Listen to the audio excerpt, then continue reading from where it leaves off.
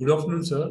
I am Sir Dr. R.V. Suryavanshi, Assistant Professor, Department of Veterinary Surgery and Radiology, KMP College of Veterinary Science, Shirwal, from Maharashtra Animal and Fishery Sciences University, Nagpur. So today, I am going to give some important information about the therapeutic management of hardware disease in the dairy animal, which is very, very important for a dairy person, for the farmers in the India, particularly in the rural areas.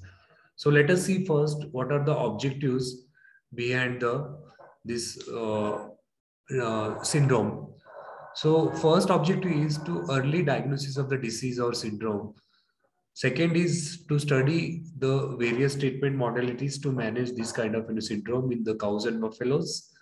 The third important objective is awareness among the dairy farmers. See, it's very important because most of the dairymen, most of the farmers, they are not aware about this, accidental findings in their cows and buffaloes, which is giving the, what you call lump sum or, good amount of milk. So their awareness is very, very important because what happens generally during the after the ingestion of foreign body, this foreign body straightway it will go into the reticulum and that will traumatize the stomach.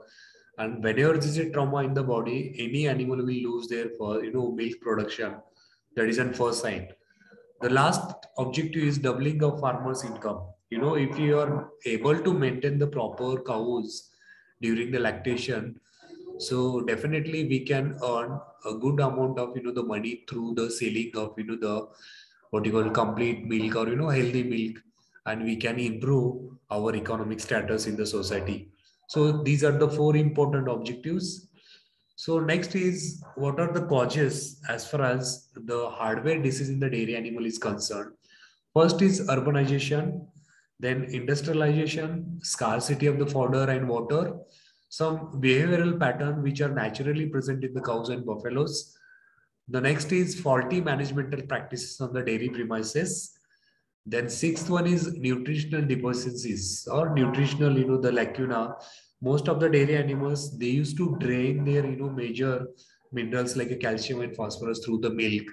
So they need a acute, requirement of, the or additional supplementation of, calcium and phosphorus in the form of feed supplementation.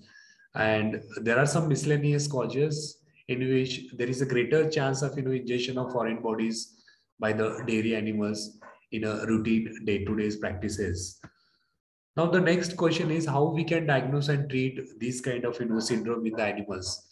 So disease history given by the animal owner, clinical signs like abducted elbows, tympani, loss of rumination, or anorexia, dehydration, deterioration of the body condition, or increasing the heartbeat, that is called as tachycardia, increase in the WBC count, neutrophilic count, and X-ray will tell you the actual position and location of the foreign body into the stomach.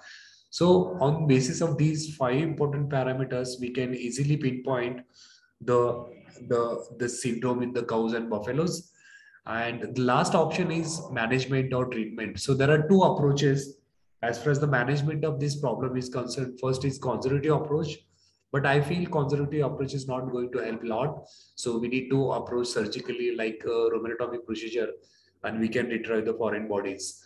So at the end, early diagnosis and proper managemental practices in the dairy premises may reduce the occurrence of foreign body syndrome in dairy animals, and we can uplift the milk production and contribute in the doubling the farmers' income and overall country's GDP.